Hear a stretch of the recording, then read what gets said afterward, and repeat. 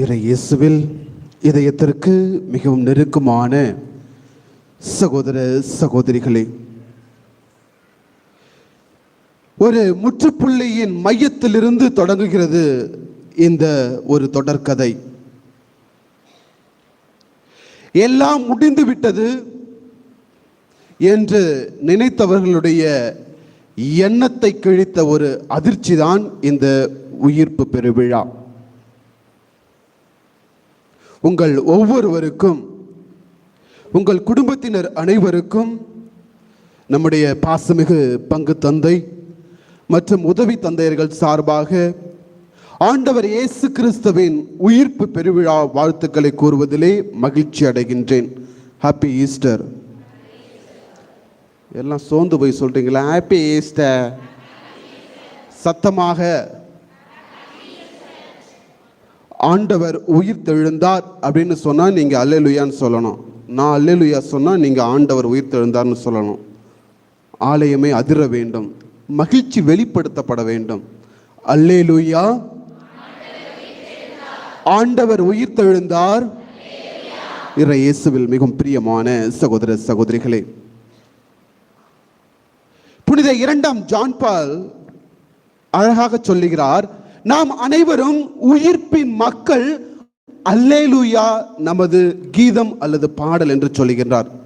கரங்களை தட்டி ஆண்டவருக்கு நன்றி சொல்லுவோமா?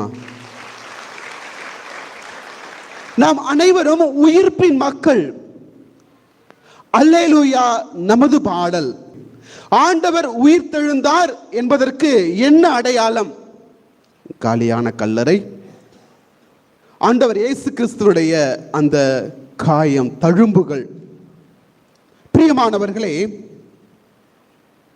புனித வெள்ளி அன்று ஆண்டவர் இயேசு நிராகரிக்கப்பட்டார். அவர் பல்வேறு காயங்களுக்கு உள்ளானார்.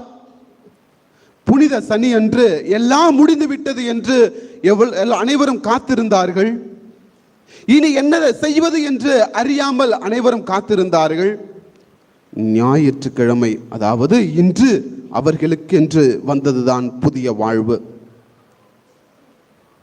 இறைவனின் இதயத்திற்கு மிகவும் நெருக்கமானவர்களே, நம்மில் எத்தனை பேர் அந்த புனித வெள்ளி இன்று அந்த துக்க நாளோடு நாம் வாழ்ந்து கொண்டிருக்கின்றோம்? ஒருவரும் அந்த அமைதியான சனிக்கிழமைக்கு நாம் உள் வருவதில்லை. நம்மில் பல பேர் நம்முடைய குடும்பங்களையும் அமைதியான சனிக்கிழமைக்குள் உள் கொண்டு வருவதில்லை.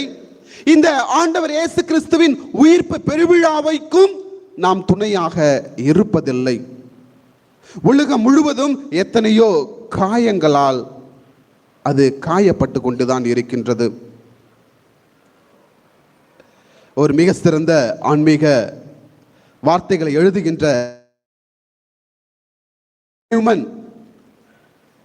தி வூண்டட் ஹீலர் என்கின்ற ஒரு புத்தகத்தில் சொல்லுகின்றார், மனிதராக பிறந்த எவரும் காயமின்றி தப்பிக்க முடியாது.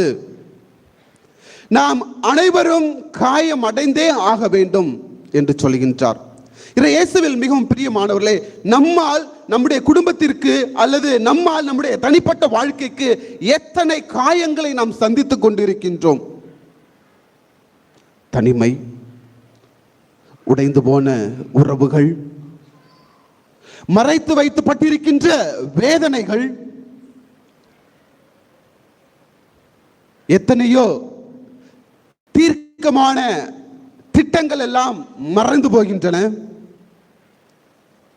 எதிர்பார்க்காத தோல்விகள்,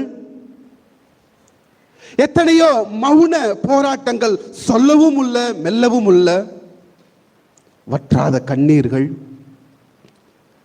நம்பிக்கையை இழந்த அந்த துரோக நேரங்கள், அன்புக்காக ஏங்கிய எத்தனையோ தருணங்கள், இயேசுவில் மிகவும் பிரியமானவர்களே புறக்கணிக்கப்பட்ட உணர்வுகள், ஓரம் தள்ளப்பட்ட எத்தனையோ நேரங்கள், இவையெல்லாம் ஒவ்வொரு நாளும் நாம் தினசரி சந்திக்கின்ற காயங்களாக இருக்கின்றன.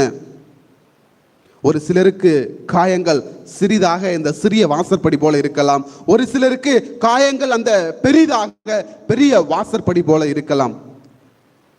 ஆனால் பிரியமானவர்களே, ஆண்டவர் இயேசு இந்த காயங்களை எல்லாம் மகிமையாக மாற்றியாக மாற்றுகின்றார் என்பதை நினைவு கூறுவதுதான் இந்த உயிர்ப்பு திருவிழா. அல்லேலூயா, அல்லேலூயா. ஆண்டவர் உயிர்த்தெழுந்தார். பிரியமானவர்களே, ஆக ஒவ்வொரு நாளும் ஏதோ ஒரு காயங்களை நாம் சந்தித்துக் கொண்டுதான் இருக்கின்றோம். அந்த வெள்ளிக்கிழமையிலே அந்த வேதனை நாளில் மட்டுமே நாம் அடங்கி போகின்றோம். ஒரு சில நேரங்களில் காயங்கள் வெளியே சொல்லக்கூடியவை, வெளிச்சத்திற்கு வருபவை. ஒரு தந்தை வேலைக்கு போறாருன்னா, அன்னைக்கு வேலைக்கு போறாரு, மறுநாள் வரும்போது இல்லை மாதம் முடியும் போது சம்பளத்தை வருகிறார் என்பது தெரியும், சம்பளத்தோடு வருவாருன்ட்டு. ஆனால் வேலைக்கு செல்கின்ற அந்த தந்தையினுடைய வேர்வை, அவருடைய மனம் வேதனை, ஐயோ இந்த பிள்ளையை எப்படி நான் கரையேற்றுவேன் தெரியலையே என்கின்ற வெளிச்சத்திற்கு வராத போராட்டங்கள். பிரியமானவர்களே, மறைத்து வைக்கின்ற காயங்கள், வெளிச்சத்திற்கு வருகின்ற காயங்கள், எல்லா காயங்களையும் இறைவனிடத்தில் சமர்ப்பிப்பதற்கு தான் நாம் இன்று அழைக்கப்படுகின்றோம். ஏனென்றால் அனைத்து காயங்களையும் மாற்றி கடவுளின் மாற்றியாக நிரூபிப்பவர் ஆண்டவர் இயேசு. அதை தான் இன்று நிரூபித்து காட்டு இதோ உயிர்த்தெழுந்துள்ளார். பிரியமான சகோதர சகோதரிகளே, அல்லேலூயா, அல்லேலூயா. பிரியமானவர்களே, இந்த காயங்கள் எல்லாம் கடவுளின் மாட்சியாக மாற வேண்டும் என்றால் அதற்கு மிக சிறந்த அடையாளமாக இருப்பது ஆண்டவர் இயேசு கிறிஸ்து வெற்றியோடு மாட்சியோடு மகிமையோடு உயிர்த்து விட்டார் என்கின்ற இந்த ஒரு அடையாளம் போதும் நமக்கு. இன்றைய நற்செய்தி வாசகத்தில் கேட்டோம், கல்லானது அகற்றப்பட்டிருந்தது என்று. யோவான் நற்செய்தி 20வது அதிகாரத்தில் கேட்டோம். நம்முடைய இதயங்கள் எல்லாம் ஒரு கல்லறை என்று நினைத்துக் கொள்வோம். ஏன் நம்முடைய காயங்கள் மாறவில்லை? ஏன் நம்முடைய கண்ணீர்கள் வற்றி போகவில்லை? பிரியமானவர்களே, இதயம் என்னும் கல்லறையில் எத்தனையோ அழுக்குகளை நாம் அடக்கி வைத்துக் கொண்டிருக்கின்றோம். கோபத்தால் பிறரை ஆணவத்தோடு அதிகாரத்தோடும் அடக்கி ஆண்டு கொண்டிருக்கின்றோம். பிறரை பார்த்து மன்னிக்க மனமில்லாமல் ஓடிக்கொண்டிருக்கின்றோம். பிரியமானவர்களே, யோசித்து பார்ப்போம் நம்முடைய தினசரி வாழ்க்கையை. நான் ஆண்டவர் உயிர்ப்பை கொண்டாடுகின்றேன், நல்ல பூ வச்சேன், நல்ல புது பேண்ட் ஷர்ட் போட்டேன், நல்ல புதுசா சாரி கட்டினேன் வந்தேன் என்பது முக்கியம் அல்ல. மாறாக நம்முடைய காயங்கள், வடுகள், தழும்புகள் எல்லாம் மாற வேண்டும். அப்படி மாறினால் மட்டும்தான் ஆண்டவர் இயேசு கிறிஸ்துவின் உயிர்ப்பை கொண்டாடுகின்ற நாம் ஒவ்வொருவருக்கும் இது ஒரு மகிழ்ச்சியான நாளாக மாறும். பிரியமான சகோதர சகோதரிகளே, கடவுளை நாம் இழந்து கொண்டிருக்கின்றோம், கடவுளை நாம் தொலைத்து கொண்டிருக்கின்றோம். கோயிலுக்கு வாங்கம்மா, நேரம் இல்லை ஃபாதர், காலையில் தூங்கி எஞ்ச உடனே தேய்க்கிறதுக்கு நேரம் இருக்கும். ஆன்மீக பணிகளில் ஈடுபட வேண்டும், அன்பியங்களில் நாம் சேர்ந்து ஜெபிக்க வேண்டும், ஆலய பணிகளை நாம் சேர்ந்து செய்ய வேண்டும் என்றால் என்னத்த ஃபாதர் கோயிலுக்கு வந்து என்னத்த ஃபாதர் செய்ய போறேன்? என்னுடைய வசதிகள், என்னுடைய வாய்ப்புகள் எல்லாம் கடவுளாக மாறிவிட்டன.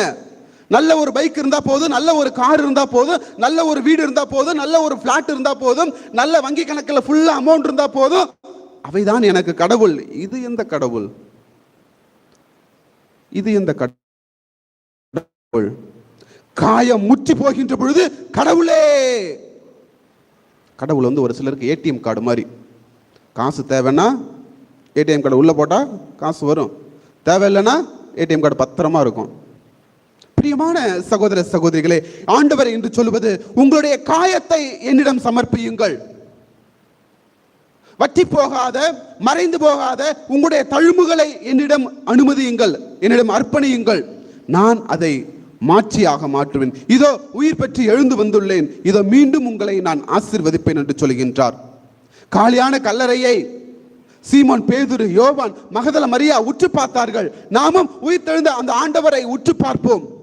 ஆண்டவரை உற்று பார்த்தோம் என்றால் அவர் இந்நாள் வரை எனக்கு என்ன செய்தார் என்பதை நமக்கு நினைவுக்கு வரும். எத்தனையோ அற்புதங்கள், எத்தனையோ ஆசீர்வாதங்கள், கடந்த கால வாழ்க்கையில் எத்தனையோ அளப்பரியா நிலைகளில் நம்மை ஆசீர்வதித்திருக்கின்ற அந்த உயிர்த்த ஆண்டவர் நம் கண்முன் வருவார். தொடர்ந்து நம் ஒவ்வொருவரையும் நிறைவாக ஆசீர்வதிப்பார். அந்த முற்றுப்புள்ளியின் மையத்திலிருந்து தொடங்கிய அதே புது வாழ்வை நமக்கும் அளிப்பார் என்ற ஆழ்ந்த சிந்தனையோடு தொடர்ந்து ஜெபிப்போம். இறைவன் நம் ஒவ்வொருவரையும் நிறைவாக ஆசீர்வதிப்பாராக. ஆமீன்.